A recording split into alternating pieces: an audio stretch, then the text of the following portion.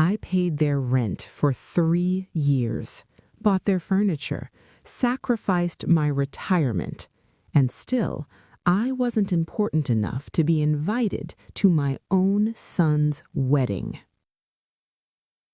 When I called my son Ethan to ask about the wedding date, his wife Marissa smiled at me and said, "Oh, we already got married yesterday. We only invited important people." Important people. The words hit harder than I expected. I stood there in my living room, holding my phone, while Ethan stared at the floor like a child caught doing something wrong. Marissa, on the other hand, looked perfectly at ease, sitting on the couch I had paid for in the apartment I helped maintain, with a confidence that told me she felt no guilt at all. For 3 years, I had supported them, not occasionally, not during emergencies, consistently. Every month I transferred $500 to help with their rent. I paid for their furniture, their groceries when money was tight, and even helped with Marissa's personal expenses when she said wedding planning was stressful. I told myself that was what mothers did. I ignored my own needs. I lived modestly, skipped small pleasures, and dipped into my savings because it was easier to sacrifice quietly than risk being seen as a burden. I wanted to stay close to my son. I wanted to feel needed. In my closet hung a pale blue dress I had bought for the wedding I was never invited to, shoes to match, a small gift envelope with $1,000 inside.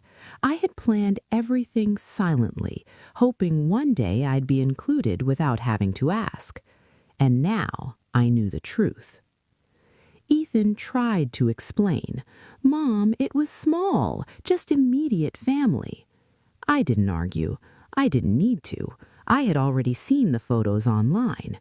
Marissa's parents, her siblings, friends laughing, champagne raised, her white dress glowing. It wasn't small. It was selective. I wasn't excluded by accident. I was excluded by choice. A week later, Marissa called again.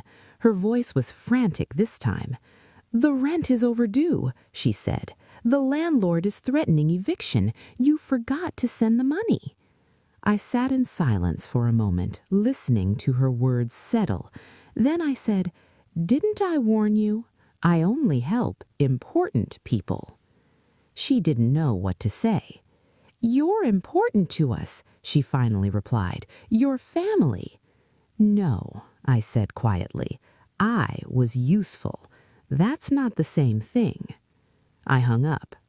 That night I cried, not because I missed them, but because I finally understood how much of myself I had given away. When morning came, something inside me had hardened into resolve. I sat at my kitchen table and added everything up. Rent, groceries, furniture, gifts, emergencies, car payments, repairs. The final number shocked me. Over $33,000. I stared at it for a long time. That money had come from my retirement, from years of careful planning, from the life my late husband and I had built together. I had handed it over in exchange for crumbs of affection. That day, I went to the bank and canceled all automatic transfers. I secured my accounts. I removed access. For the first time in years, my finances belonged to me again. My phone rang nonstop afterward. Ethan, Marissa, unknown numbers. I didn't answer. When I returned home, I found them inside my house. They still had keys. Ethan looked panicked, Marissa looked angry, and sitting at my dining table was a lawyer I didn't recognize, flipping through my personal documents. They were concerned, they said, about my behavior, about my mental clarity, about my sudden decision to stop supporting them. I understood immediately what they were trying to do. They wanted control. They wanted to paint me as unstable so they could take over my finances legally. I told them to leave. The lawyer warned me about options and guardianship. Marissa cried. Ethan accused me of abandoning them, but when I didn't back down, their concern vanished, replaced by frustration. Before leaving, Ethan said, "You'll end up alone." I closed the door behind them and felt something unexpected: peace. The next morning, I met with my own lawyer. He confirmed what I already suspected. What they attempted was a form of financial exploitation. We documented everything, updated my will, secured my assets. I changed the locks, installed cameras, built boundaries where there had been none.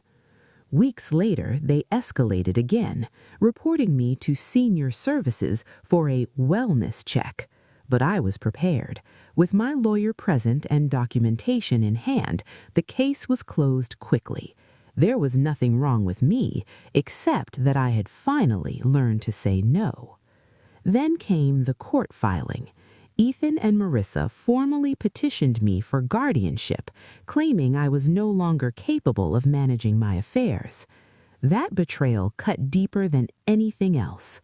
In court, they spoke about me like I was fragile, confused, isolated. Their lawyer framed my boundaries as paranoia.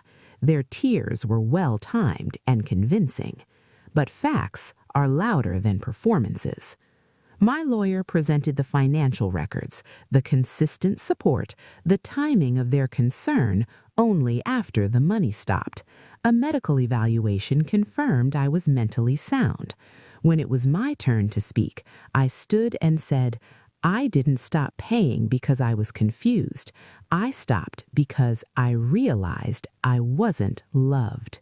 I was being used." The judge denied their request. I walked out of that courtroom free. In the months that followed, I downsized my home and moved closer to the city. I made new friends. I took classes. I traveled. I donated to organizations that protect seniors from exploitation because I knew how easily it could happen. Ethan and Marissa never contacted me again. Sometimes, late at night, I think about the woman I used to be, the one who believed love had to be earned through sacrifice, the one who thought being needed was the same as being valued. She's gone now.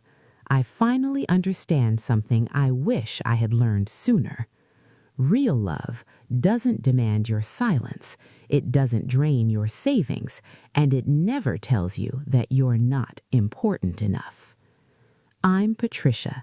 I'm 72 years old, and choosing myself was the most important decision I ever made.